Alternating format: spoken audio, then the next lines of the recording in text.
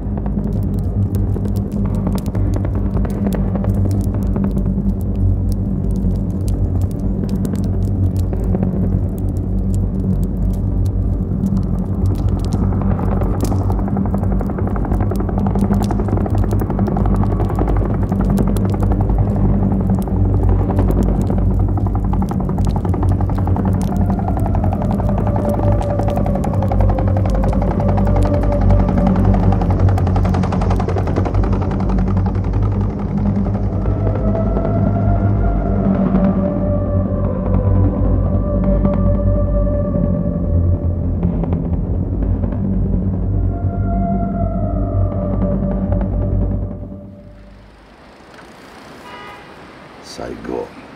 Shit. I'm in Saigon now.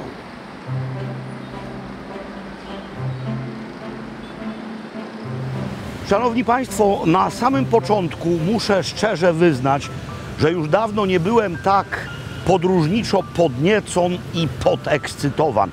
Oto bowiem trafiłem wreszcie do miejsca, o którym marzyłem, a w którym nigdy dotychczas nie byłem. To jest mianowicie największe miasto Wietnamu, historyczny Saigon, czyli Ho Chi Minh City. I to jest właśnie jegomość, od którego to miasto po zwycięstwie Wietnamu Północnego nad Południowym wiedzie swoją nazwę. Ho Chi Minh, niesłusznie u nas nazywany Ho Chi Minhem. To był człowiek, bo trzeba najpierw parę słów o owym bohaterze narodowym powiedzieć. To był człowiek niezwykle światowy i bywały. Nie tylko w Moskwie, również w Paryżu, ale i w Londynie. W dodatku człowiek, co bardzo ważne dla tematu głównego naszego programu, człowiek, który znał się na kuchni, bowiem gotował, był kukiem na statku, a również kucharzem w londyńskim hotelu Carlton. To adres niebagatelny. Człowiek, który władał wieloma językami, no i narodowy bohater. A to, co jest obok, jest wielkie i wspaniałe. Moi drodzy, Ho Chi Minh, czyli Saigon. I właśnie w to miasto będziemy się teraz zagłębiać. Za mną pyszni się budynek opery, wzniesiony pod koniec XIX wieku. To były czasy kolonializmu francuskiego, francuskiej dominacji w Indochinach. Mniej więcej w połowie XIX wieku Francuzi pod pretekstem prześladowania katolików w Wietnamie zajęli ów kraj. I z południa Wietnamu zrobili twór o nazwie Cochinchina ze stolicą właśnie w Saigonie. No, ten kwartał miasta wygląda po prostu jak kawałek Marsylii albo jakiejś innej francuskiej metropolii. Tam mieliśmy koniec XIX wieku, a tutaj mamy lata 20. Moim skromnym zdaniem. Ale już tutaj mamy współczesny Wietnam, bo mamy wieżowce. Miasto jest pełne historii, więc ten budynek ma również konotacje historyczne, późniejsze. Otóż w czasach wojny pomiędzy komunistycznym Wietnamem, Wietnamem Północnym, a Wietnamem Południowym, tu właśnie w hotelu Rex, który w dalszym ciągu jest hotelem, byli akredytowani korespondenci wojenni. I miejscowy bar był skarbnicą informacji nieoficjalnych. Tam wszyscy siedzieli, popijali i wymieniali się informacjami, co też gdzie na froncie albo w polityce się stało. Hotel jest otwarty, bar ma taras, więc być może uda nam się tam dostać.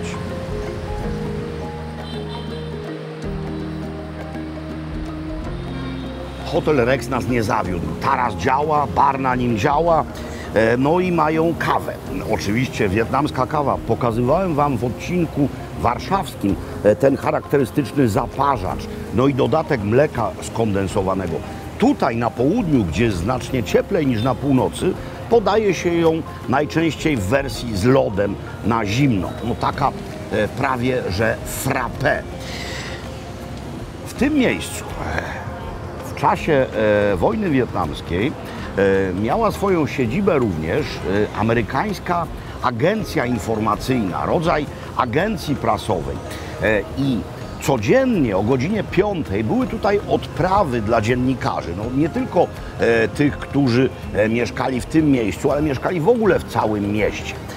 To jest opisane w wielu źródłach. No i skoro już dotykamy historii, no to króciutko, jak najkrócej, muszę Wam o tym wszystkim opowiedzieć.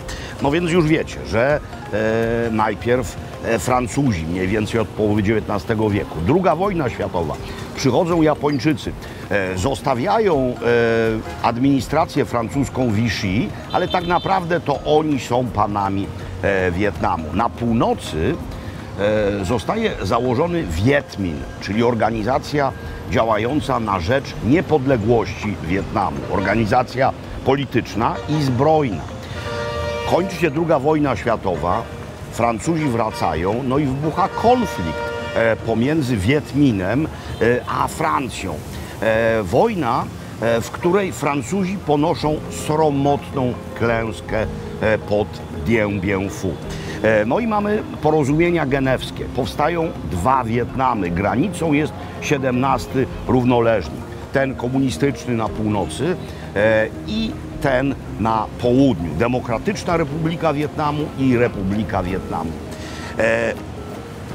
Republikę Wietnamu Południową wspierają Amerykanie. No i zaczyna się wojna wietnamsko-amerykańsko-wietnamska. Ta wojna trwa, jeśli weźmiemy całość, czyli epizod francuski i amerykański, trwa od roku 1945 do roku 1975. W roku 1968 słynna ofensywa Tet.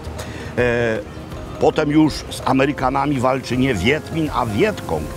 Viet Cong ponosi militarną klęskę, ale jest moralnym i propagandowym zwycięzcą. Na Zachodzie i w Stanach ludzie nie chcą umierać w Wietnamie. W związku z tym Amerykanie wychodzą, Wietnam Północny wygrywa. W roku 1975 Wietnamczycy z północy wkraczają do Saigonu i tak powstaje Ho Chi Minh City. A my jesteśmy właśnie tutaj teraz, na szczęście w czasie spokojnym dla Wietnamu i dzięki temu mogę, myśląc o tych różnych rzeczach i podziwiając ów krajobraz, popijać sobie kawkę wietnamską, chłodzoną, co bardzo ważne. Śmiało można rzec, że jesteśmy w jądrze dawnego francuskiego Saigonu. Mamy tutaj bowiem dwa budynki, które przynajmniej części z mieszkańców tego miasta niegdyś zapewniały rodzaj łączności. To jest katedra Notre Dame, katedra katolicka Notre Dame de Saigon. Ona zapewniała tym, którzy chcieli, łączność z Bogiem. A tutaj łączność ze światem dla tych, którzy chcieli. To jest bowiem budynek poczty, wspaniały, oddany do użytku w roku 1891. Na pierwszy rzut oka mieszkańcom naszej części świata ta architektura wydaje się znajoma. Ale to nie jest czysto europejski styl. Mamy tutaj bowiem połączenie Europy i Azji Południowo-Wschodniej. No nad samym wejściem zwieńczenie dachu, tak jak w świątyniach buddyjskich, mamy kwiaty lotosu. Niżej wielką głowę meduzy, ale Po jednej i po drugiej stronie tejże meduzy dwie inne głowy. Jedna z nich to głowa tygrysa, a druga z nich to głowa smoka. A wnętrze, środek, cukiereczek po prostu. Cała konstrukcja hali opiera się na metalowym szkielecie z takimi bardzo charakterystycznymi filarami.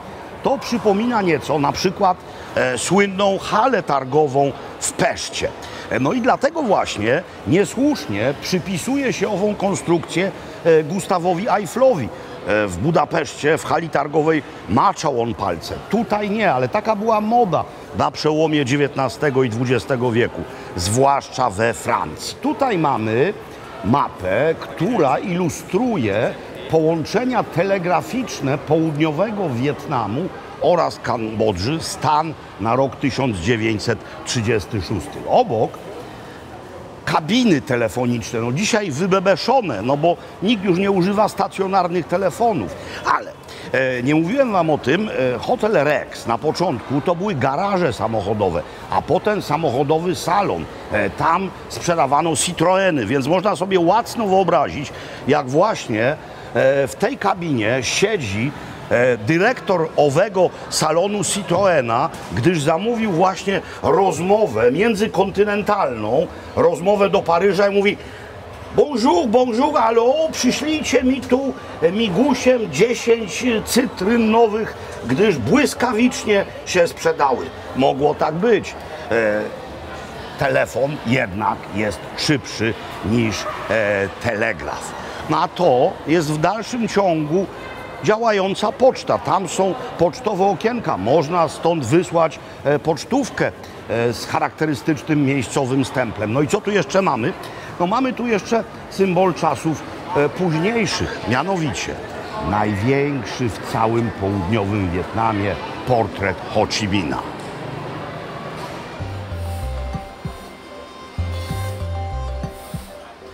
Jeszcze kilka lat temu na poczcie miał swoje stanowisko pan, który pomagał ludziom pisać listy.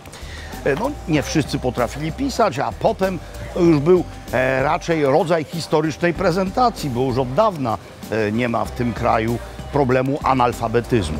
I to widać doskonale właśnie w tym miejscu. Co mamy w tej uliczce? Wyłącznie księgarnie. W weekendy odbywają się tutaj spotkania autorskie, no takie cotygodniowe targi książki. Same księgarnie po jednej stronie, po drugiej stronie knajpy. Knajpy za chwilę, na razie księgarnie. No musiałem się zaopatrzyć w fachową literaturę. Nabyłem to, o, wypadła zakładeczka i nabyłem to. I to, The Banh Mi Handbook, to rzecz, która prowadzi nas w bardzo ważny rejon miejscowego kulinarnego świata.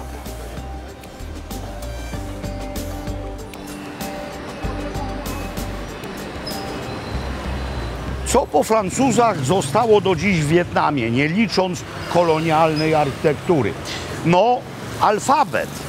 Jak łatwo się zorientować, wszystko jest tutaj zapisywane alfabetem łacińskim. To zrobili francuscy księża i misjonarze. Chodziło o to, by najłatwiej przełożyć Biblię na miejscowy język, no by łatwiej móc skatolicyzować wietnamskie społeczeństwo. No ale są również jakże ważne kulinarne ślady tej obecności. Jednym z nich jest miłość do bagietek i bagietkowych kanapek. Zatem dotykamy czegoś niezwykle ważnego, co w skrócie nazywa się Banh Mi.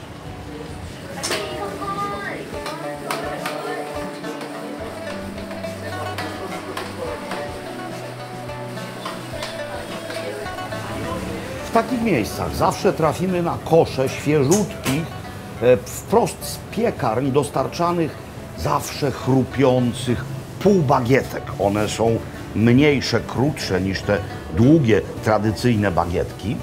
No i co? Jest do tego pasztet, ale jest do tego mnóstwo różnych innych dodatków. Ja mam wersję, która nazywa się Banh Mi Huyen Hua. Jest to wersja maksymalistyczna, nie minimalistyczna. Można sobie zażyczyć różnych rzeczy. W środku jest szarpana wieprzowina, jest rodzaj mortadelli, jest rodzaj salcesonu, jest wieprzowa pieczeń. To nie jest smarowane masłem, tylko jest to smarowane czymś w rodzaju majonezu. Oczywiście cebulka chrupiąca, no i do tego mnóstwo dodatków, które albo się wkłada do środka, albo też się tym całość pogryza. Mamy szczypior, mamy kolendrę, mamy cebulę, mamy marchewkę, mamy chili, mamy rzepę. I tak, oczywiście jeśli kupimy to na lotnisku na przykład, to często długo leży, jest wsadzone w plastikowy worek i wtedy chrupiące nie jest. Natomiast ogór ogromny. Podstawą jest świeże, chrupiące pieczywo. I to się je właśnie tak.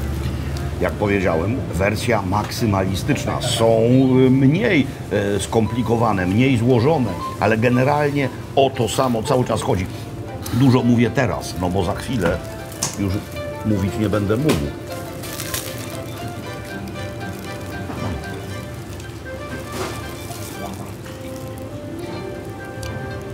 To jest jeden z tych przykładów, gdzie pierwowzór został przekształcony w coś znacznie bogatszego. No bo bagietka z szynką, bagietka z serem, to jest dobra rzecz, ale to po prostu urywa kubki smakowe. Nie da się tego nie spróbować w Saigonie. A są też banh mi, widziałem adresy wegańskie.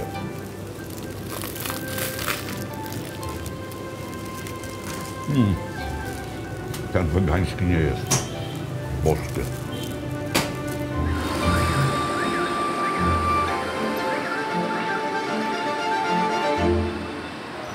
Oto, proszę szanownej wycieczki, kolejny budynek symbol.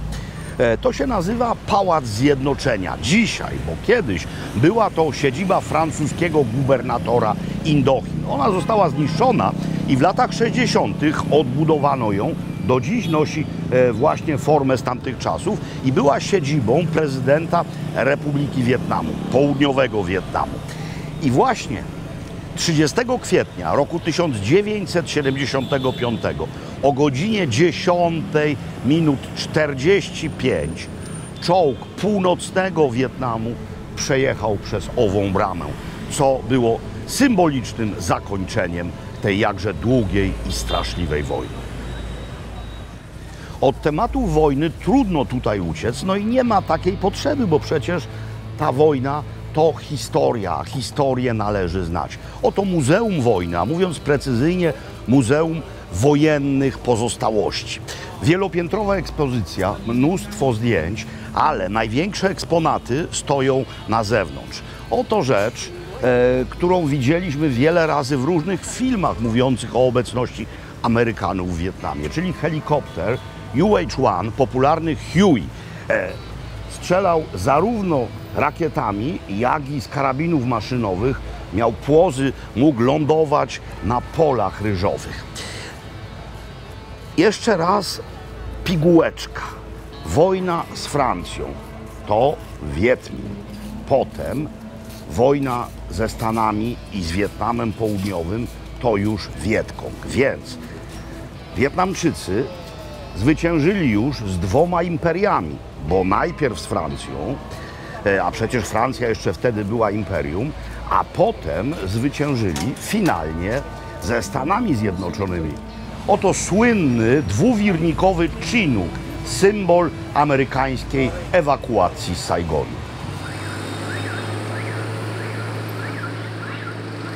Mamy tu wspaniały widok na nowoczesny Saigon. Mamy również rzekę. O rzece, a nawet o rzekach jeszcze będzie. Teraz winniśmy się skupić na jedzeniu. Mam tutaj na stoliku wszystkie konieczne składniki do zrobienia miejscowej sałatki o nazwie Goi Da. Da to kurczak, goi to sałatka. Kurczak, udko z kurczaka, które zostało ugotowane. Myśmy je kupili. Jeśli gotujecie je w domu, to ugotujcie je po prostu w wodzie, wrzucając je do wrzątku. Wodę trzeba posolić, możecie też dodać trawkę cytrynową żeby mięso nabrało aromatu. Teraz sos.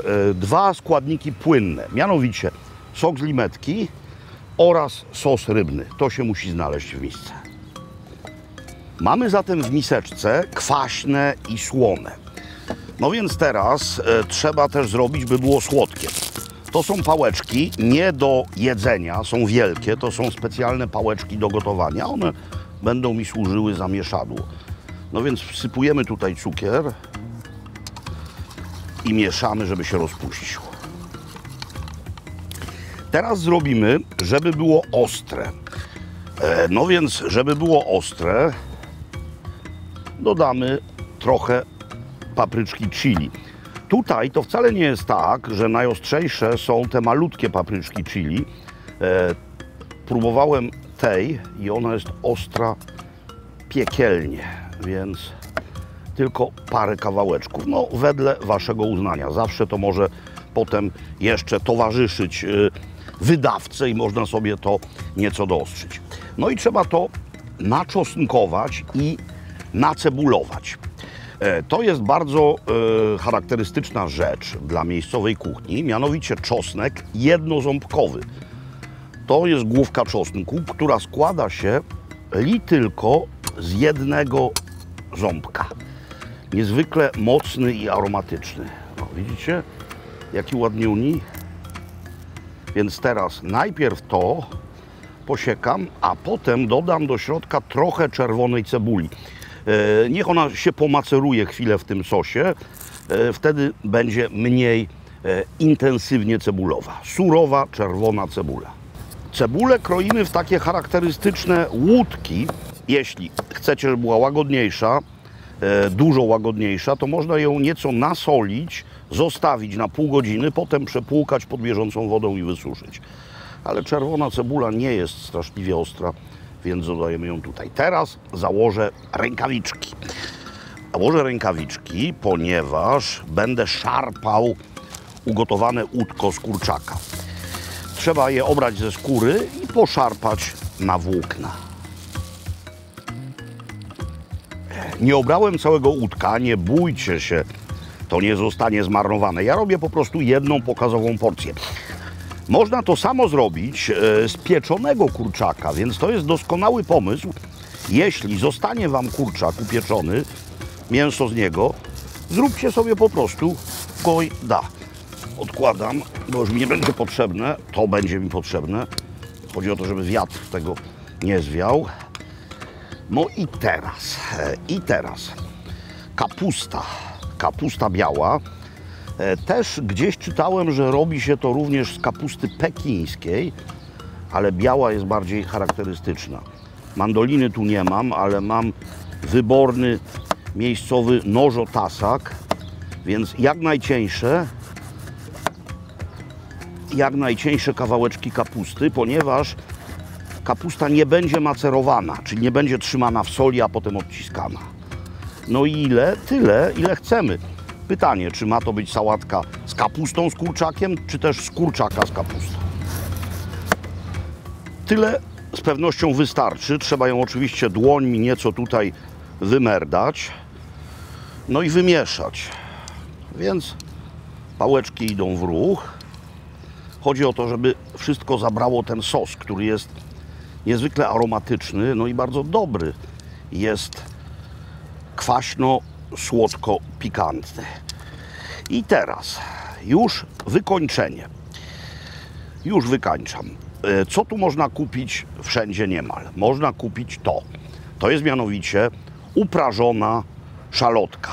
To jest jedna rzecz do posypania. Druga rzecz do posypania to orzeszki ziemne. Orzeszki ziemne dobrze by było uprażyć na patelni wcześniej i nieco zgnieść, ale nie jest to konieczne. No więc posypujemy jednym i drugim. To lubię niezwykle, chociaż nie jest to rzecz dietetyczna, gdyż jest smażona. No i kolendra na koniec. Mam tutaj pęczek umyty. Dużo kolendry. Moi drodzy, to jest właśnie to. Ja wiem, to nie są pałeczki do jedzenia, ale Innych tutaj nie mam. Uszczknę odrobinę kurczaka zanurzonego w tym sosie.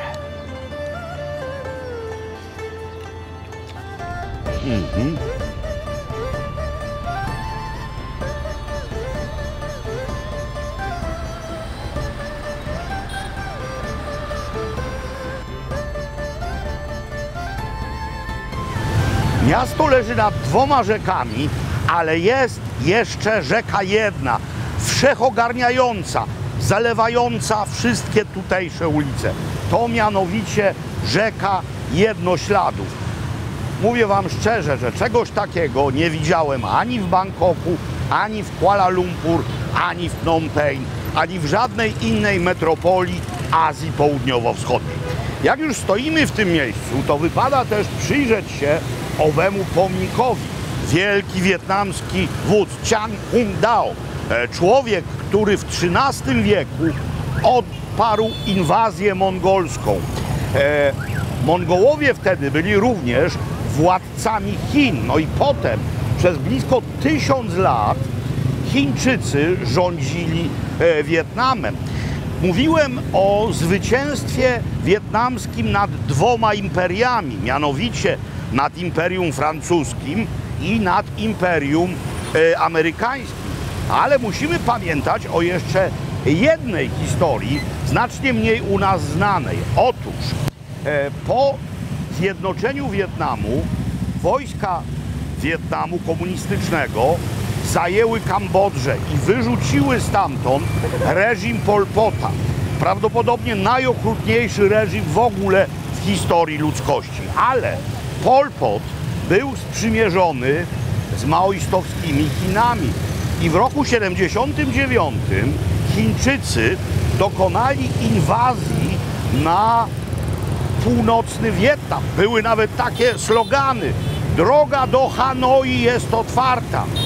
Ale i Chińczycy dostali łupnia. Zatem łupnia dostali Francuzi, Amerykanie i Chińczycy. Jak się widzi tę masę ludzką dzisiaj, liczącą w całym Wietnamie blisko 100 milionów ludzi, jak się widzi, jacy oni są pracowici, ruchliwi, zapobiegliwi, to ja się temu wcale, ale wcale nie dziwię.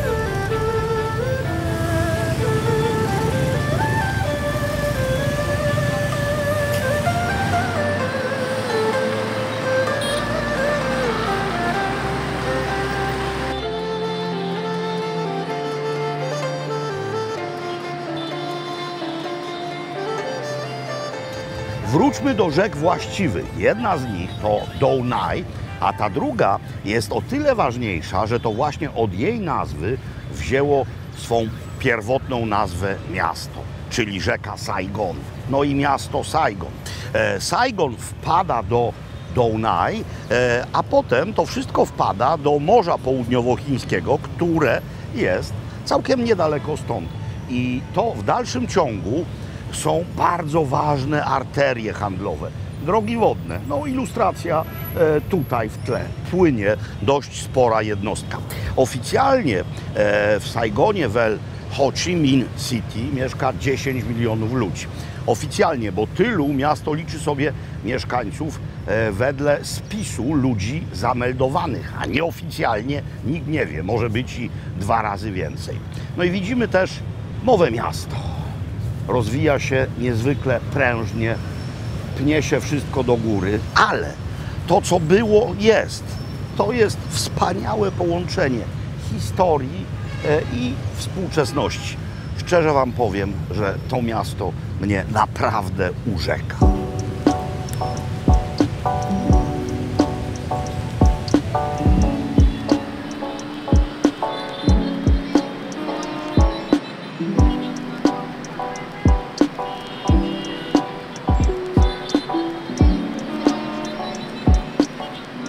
Gdy zapadnie zmierzch, warto wybrać się do któregoś z miejscowych skybarów. Jest ich tutaj co najmniej kilkadziesiąt, ale jak widzicie, wysokościowców tu nie brakuje. W wielu są hotele a na dachach, czy też na jednych z najwyższych pięter takowe bary. No i co najważniejsze, nie ma tutaj szyby, zatem można to teatrum niezwykłe oglądać rzeczywiście nie przez szybę. No, ruch uliczny niemal jak w Manili, tylko że jest wielka różnica między Manilą a Saigonem. W Manili mianowicie też trąbią, ale wszystko stoi. A tutaj również słychać klaksony, ale wszystko jedzie.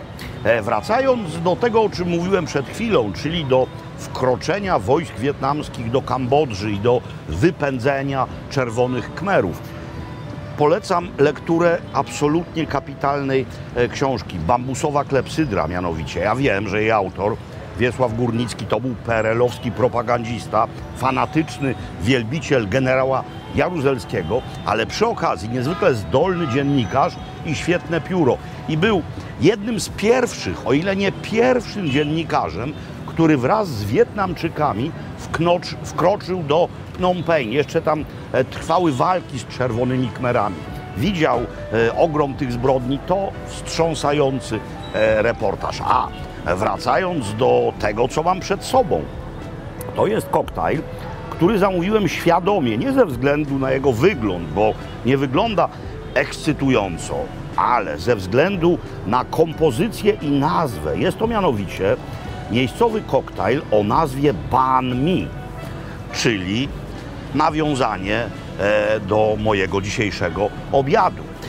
Dlaczego Banh Mi? Dlatego, że to jest kompozycja z ginu.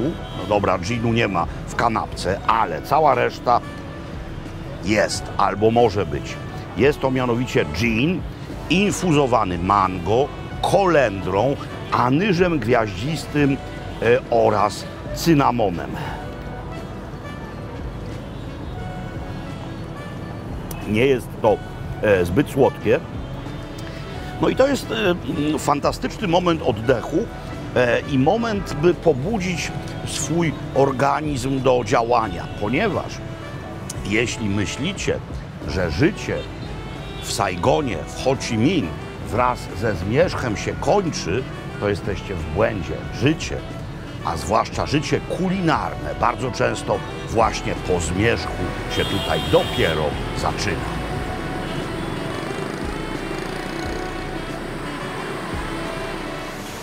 Pho oznacza makaron i na jego bazie robi się słynną zupę pho bo. Ale jakość tej zupy zależy, no oczywiście od jakości wielu składników, ale makaron jest najważniejszy. Zatem trzeba znaleźć takie miejsce, gdzie makaron ryżowy jest w nim właśnie robiony. I tak jest tutaj. To jest miejsce cieszące się na tyle wielką sławą, że ma nawet rekomendację Michelina. Makaron, cudowny makaron zanurzony w aromatycznym wywarze. To jest podstawa sukcesu. Miejsce nazywa się Pho Vietnam i można się w nim w sprawie pho, a w zasadzie pho bo, pho to sam makaron, pho bo to zupa, otóż można się tu w tej sprawie doktoryzować. Zacznijmy od tego, że pho bo nieco inaczej wygląda na północy, a nieco inaczej wygląda na południu. Otóż na północy nie dostalibyśmy takiego zestawu ziół. Na północy byłaby to kolendra przeważnie wrzucona od razu do zupy. Kolendra i szczypior. My tutaj mamy chorapę, czyli tajską bazylię, mamy limon file, no mamy chili, mamy limetki do wciśnięcia i mamy kiełki sojowe. No i teraz co poza bulionem? Bulion na północy jaśniejszy, na południu ciemniejszy, ale bulion wołowy. Najczęściej są też nowoczesne wersje wegańskie albo kurczakowe, ale ta prawdziwa jest wołowa. Ja mam wersję najbardziej klasyczną, czyli wersję, do której w ostatniej chwili dorzuca się kawałki wołowego ućca. On tylko jest muśnięty tym gorącem i dzięki temu jest mięciutki. Ja mam to przed sobą, ja mam przed sobą jeszcze inne rzeczy.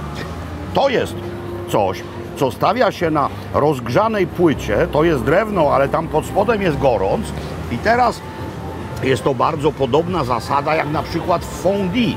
Mamy tutaj surową wołowinę i samemu się plastry tej wołowiny dodaje. Temperatura tego nie spadnie długo. Po pierwsze grzane od spodu, po drugie na zewnątrz gorąco.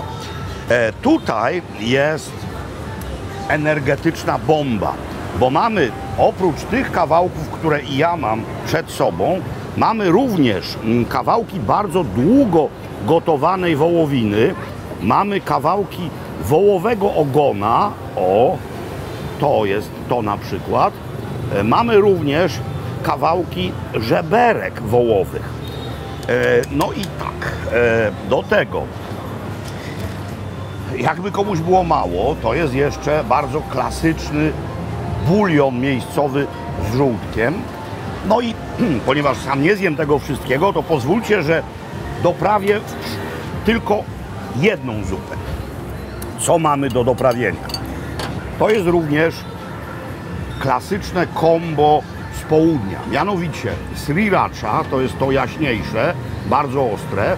To jest sos hoisin, czyli sos z Chin pochodzący, słodki. Tego się do środka nie dodaje. W tym moczy się kawałki mięsa i zajada.